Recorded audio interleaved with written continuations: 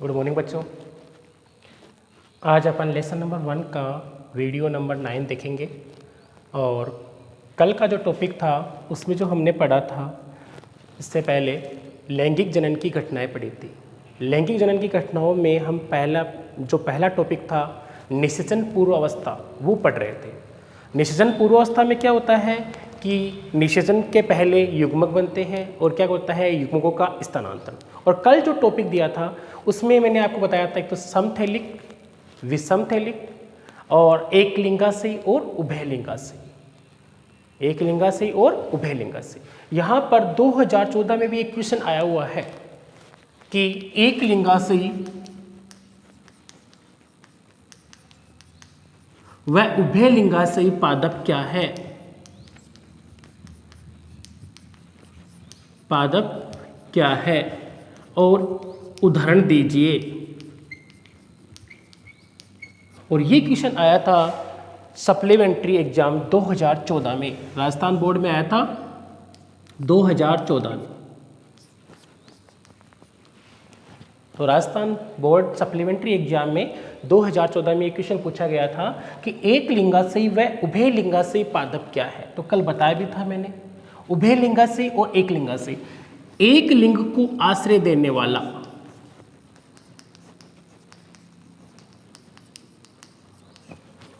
यानी ऐसे पादप जो एक लिंग को ही आश्रय दे, या तो इस पे नरपुष्प हो या क्या हो मादा पुष्प हो, दोनों अलग अलग प्लांट पे होंगे। यानी या पादप पर नरपुष्पी हो या मादा पुष्पी हो, तो ऐसे प्लांट को अपन क्या बोलते हैं एक लिंगाशयी।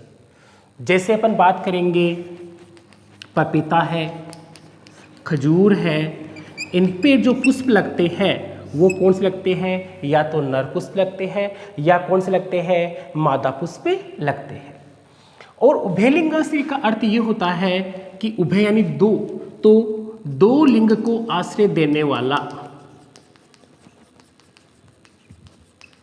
अर्थात ऐसे प्लांट जिस पर नर व मादा जननांग दोनों पाए जाते हैं, ऐसे प्लांट को अपन क्या कहते हैं उभयलिंगाश्रयी।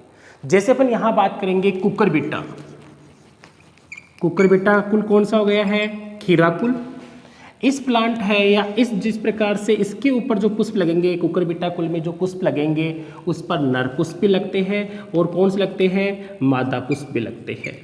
नर पुष्प और मादा पुष्प दोनों लग रहे हैं। तो है तो एक ही प्लांट पर नर पुष्प भी है और कौन से हैं मादा पुष्प भी है। तो इस प्रकार के प्लांट को अपन कौन सा बोलेंगे उभयलिंगाश्रयी प्लांट कहते हैं। तो एग्जाम्पल भी हो गया और उनकी दोनों की डेफिनेशन। यदि एक ही जननांग उपस्थित हो, एक लिंग को श्रेय देता हो एक लिंगाशयी, और दो लिंगों को श्रेय देता है तो उभयलिंगाश्रयी प्लांट कहते हैं। ये आया हुआ है 2014 में। अब हम उसके आगे टॉपिक है अपना युग्मक के बारे में हमने पढ़ लिया, और युग्मक के बाद में अपन यहाँ बात करते हैं युग्मकों का स्थानांतरण। दूसरा टॉपिक अपना यही था युग्मकों का स्थानांतरण। तो गैमेट ट्रांसफर कैसे होते हैं,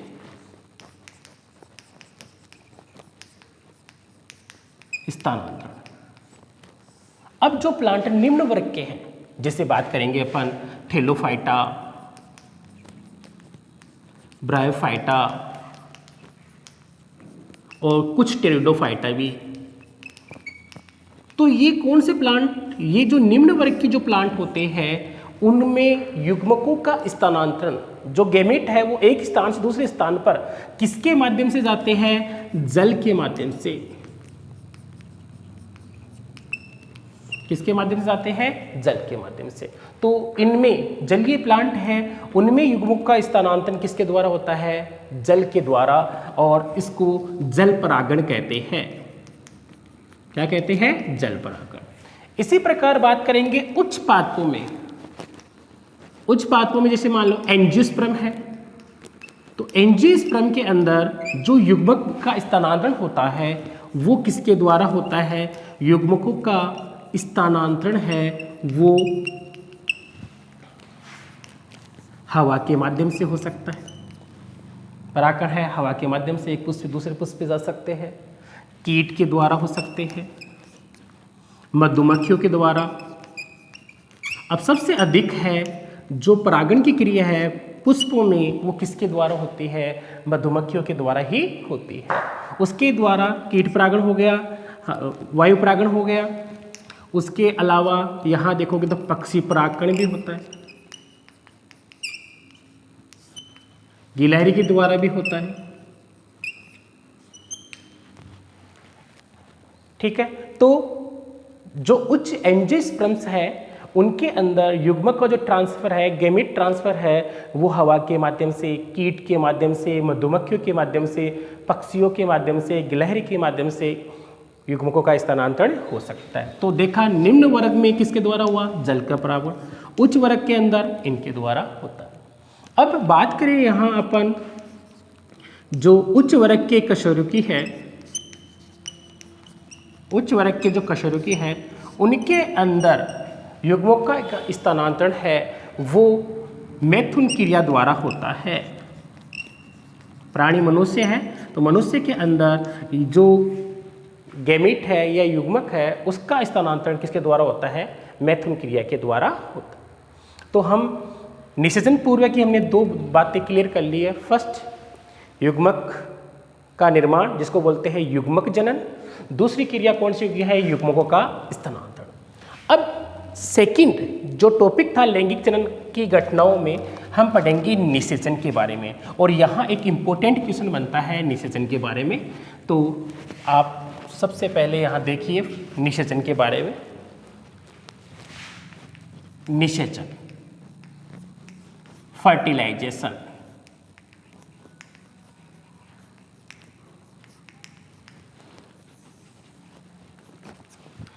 फर्टिलाइजेशन की बात करेंगे तो निषेचन कहते किसे हैं? नर युग्मक मादा युग्मक दोनों का संयोजन होना, यानी मेल गेमिट और फीमेल गेमिट आपस में संयुक्त सलेत होते हैं, तो उस क्रिया को अपन क्या कहते हैं? निषेचन कहते हैं। क्या कहते हैं? निषेचन। नर युग्मक यानी मेल गेमिट और फीमेल गेमिट, इन दोनों युग्मक का आपस में जुड़ना मिलना क्या कहलाता है? फर्टिलाइजेशन कहलाता है, जिससे किसका निर्माण होता है? जाइगोट का निर्माण होता है। किसका निर्माण होता है? जाइगोट। और जाइगोट से किसका निर्माण होगा? भ्रूण का। तो जो निषेचन क्रिया है वो दो प्रकार की होती है। निषेचन क्रिया कितने प्रकार की होती है? दो प्रकार की होती है। एक तो होता है बाह्य निषेचन। यहां दो क्वेश्चन बनेंगे, बिल्कुल ध्यान से देखना। एक है आंतरिक निषेचन,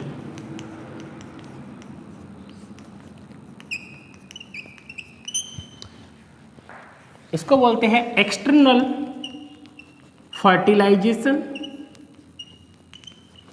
और इसको बोलते हैं इंटरनल फर्टिलाइजेशन।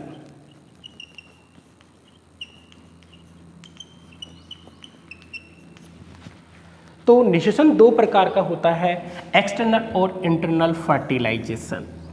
यहाँ एक बार क्वेश्चन पूछा गया है राजस्थान बोर्ड के अंदर कि बाह्य निषेचन और आंतरिक निषेचन में कोई 4 अंतर लिखिए, और ये क्वेश्चन आया हुआ है 2013 में। 2013 के अंदर क्वेश्चन पूछा गया है कि बाह्य निषेचन और आंतरिक निषेचन में 4 अंतर लिखिए। तो सबसे पहले अपन बात करेंगे डेफिनेशन की कि बाह्य निषेचन क्या होता है।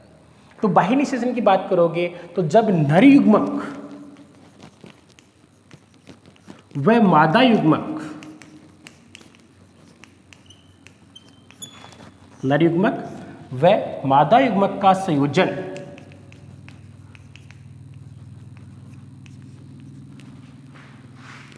मादा शरीर के बाहर होता है, मादा शरीर के बाहर अर्थात जलीय माध्यम, अधिकतर जो ये क्रिया होती है वो कौन से माध्यम में होती है? जलीय माध्यम में होती है। तो यदि नर युग्मक व मादा युग्मक का संयोजन या संयुग्मन मादा शरीर से बाहर होता है तो इस प्रकार के निषेचन को क्या कहते हैं? बाह्य निषेचन कहते हैं। तो अधिकतर जो ये क्रिया होती है वो कौन से माध्यम में होती है? जलीय माध्यम में ही होती है। जैसे बात करें यहाँ पर जो मेंढक है उसके अंदर जो निषेचन की क्रिया है वो कौन से प्रकार की होती है? बाह्य निषेचन। तो मेंढक है वो अपने शुक्राणु जल में त्याग देता है और अंडाणु भी जल में त्याग देता है, और अंडाणु शुक्राणु का निषेचन किस माध्यम में होता है? जलीय माध्यम में होता है। और इस प्रकार के निषेचन को अपन कौन सा निषेचन कहते हैं? बाह्य निषेचन कहते हैं। विपरीत अपोजिट देखिए कौन सा है? आंतरिक। सेम यही डिफिनेशन हो जाएगी कि जब नर युग्मक व मादा युग्मक का संयोजन, मादा युग्मक का संयोजन कहाँ होता है? मादा शरीर के अंदर। कहाँ होगा? मादा शरीर के अंदर होता है, तो उसे क्या कहते हैं? आंतरिक निषेचन कहते हैं। जब नर युग्मक व मादा युग्मक का संयोजन कहाँ होता है? मादा शरीर में होता है, तो उसे अपन क्या बोलते हैं? आंतरिक निषेचन। जैसे मनुष्य है, गाय भैंस है, तो इनके अंदर जो निषेचन की क्रिया है वो कहाँ होती है? शरीर से बाहर की तरफ, सॉरी अंदर की तरफ। तो दोनों हो गए, बाह्य निषेचन में शरीर से बाहर और आंतरिक निषेचन में शरीर के अंदर। पहला हो गया इसमें कंप्लीट। 4 अंतर भी देख लेंगे। दूसरा अंतर बात करेंगे, ये जो क्रिया होती है वो अधिकतर कहाँ होती है? जलीय माध्यम में होती है।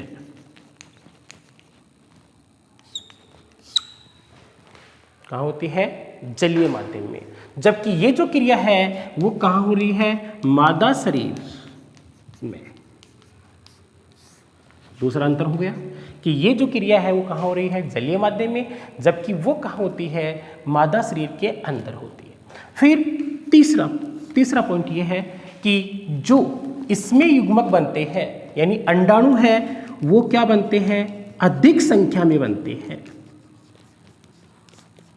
इस प्रकार के जो निषेचन है उसमें अंडाणु है वो क्या बनते हैं? अधिक संख्या में बनते हैं। शुक्राणु भी अधिक संख्या में होंगे और अंडाणु भी अधिक संख्या में होंगे। जबकि इस प्रकार का जो निषेचन होता है आंतरिक निषेचन, उसमें अंडाणु की संख्या तो क्या होती है? कम, यानी अधिकतर तो होती है 1 सामान्यतः, और इससे अधिक भी हो सकती है। तो अंडाणु की संख्या क्या होती है? कम, जबकि शुक्राणु है वो संख्या में क्या होते हैं? अधिक होते हैं। तीसरा अंतर हो गया कौन सा? इसमें है अंडाणु अधिक संख्या में बनते हैं, जबकि उसमें अंडाणु कम संख्या में बनते हैं। शुक्राणु भी यहाँ अधिक होंगे, तो यहाँ ओवम और स्पर्म है वो अधिक संख्या में, यहाँ ओवम कम बनेंगे जबकि शुक्राणु क्या होंगे? अधिक होंगे। अब यहाँ एक चौथी जो टॉपिक बता रहा हूँ, चौथा यहाँ पर अंतर, उससे एक क्वेश्चन भी है, वो भी आप देखना। यहाँ से दूसरा क्वेश्चन बन जाएगा कि जो इस प्रकार का निषेचन होता है उसके अंदर अंडाणु भी अधिक बनते हैं, शुक्राणु भी अधिक बनते हैं, और छोटे जीव क्या बनेंगे? अधिक। क्यों बनेंगे? क्योंकि अंडाणु है और शुक्राणु है, दोनों का क्या हो जाएगा? निषेचन, और किसका निर्माण हो जाएगा? जीव या संतति का निर्माण हो जाएगा। परंतु इनका जीवन जोखिम पूर्व होता है। जोखिम पूर्व का मतलब क्या हो गया कि जब ये छोटे होते हैं, जैसे मान लो फिश की बात करें या छोटे मेंढक की बात करें, तो बड़ी मछलियां हैं वो छोटे फिश को या मेंढक को खा जाती है।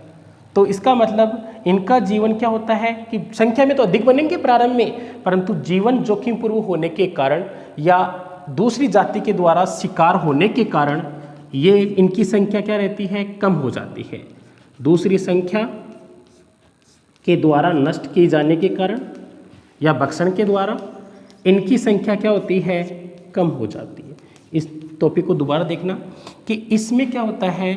अंडाणु भी अधिक है, शुक्राणु भी अधिक है, तो जीव भी अधिक बनेंगे, परंतु जीवन जोखिम पूर्व होता है। क्यों? क्योंकि दूसरी जाति के द्वारा इनको नष्ट कर दिया जाता है या भोजन के रूप में काम में ले लिया जाता है, जिससे इनकी संख्या क्या रहती है? कम रहती है। परंतु यहाँ पर अंडाणु कम है, शुक्राणु अधिक है, तो जो संतति होती है मादा शरीर के अंदर, मादा शरीर के अंदर जो संतति होती है वो अधिकतर एक ही होती है, और उसके अंदर जब तक उसका जन्म नहीं होता है तब तक उसकी सुरक्षा मादा शरीर के अंदर की जाती है। तो उसकी सुरक्षा कर दी जाती है। दूसरी, कुछ प्राणियों के अंदर पैतृक संरक्षण भी पाया जाता है, यानी संतति एक ही है। जैसे मनुष्य देख लीजिए, गाय देख लीजिए, भैंस देख लीजिए, इनमें जो उत्पन्न संतति है संख्या में 1 या 2 होगी। वो किसी कारणवश अधिक भी हो सकती है, परंतु अधिकतर है 1 होती है संख्या, जिसको माता के द्वारा पैतृक संरक्षण किया जाता है, यानी उसकी सुरक्षा की जाती है। इसलिए जो भी संतति होगी, संख्या में कम होती है संतति, फिर भी क्या रहती है, सुरक्षित रहती है। तो यहाँ संख्या अधिक होने के बावजूद भी संख्या कम, जबकि यहाँ संख्या कम होने के बाद भी संख्या क्या रहती है, सुरक्षित। तो यहाँ पर भी एक क्वेश्चन बनता है। ये लो 4 अंतर हो गए हैं और बिल्कुल अच्छी तरह तैयार करना है। आज हमने सिर्फ 2 पॉइंट लिए हैं, एक तो युग्मक का स्थानांतरण, दूसरा है निषेचन, निषेचन की परिभाषा हो गई है। उसके बाद में बाह्य निषेचन और आंतरिक निषेचन में क्वेश्चन जो आया हुआ भी है, नर युग्मक मादा युग्मक का संयोजन कहाँ हो रहा है, शरीर के बाहर तो बाह्य निषेचन, शरीर के अंदर तो आंतरिक निषेचन। ये जलीय माध्यम में होते हैं अधिकतर, ये कहाँ होता है, मादा शरीर में। और यहाँ अंडाणु की संख्या अधिक, शुक्राणु अधिक, जबकि यहाँ अंडाणु कम और शुक्राणु भी क्या होते हैं, अधिक। यहाँ पर संख्या अधिक होती है, परंतु जीवन जोखिमपूर्ण होने के कारण दूसरी जाति के द्वारा नष्ट कर दिए जाते हैं, इसलिए इनकी संख्या क्या होती है, कम। यानी मछलियाँ हैं या इनकी संख्या जो अंडे हैं लाखों में होते हैं, तो सभी जीवित नहीं रहती।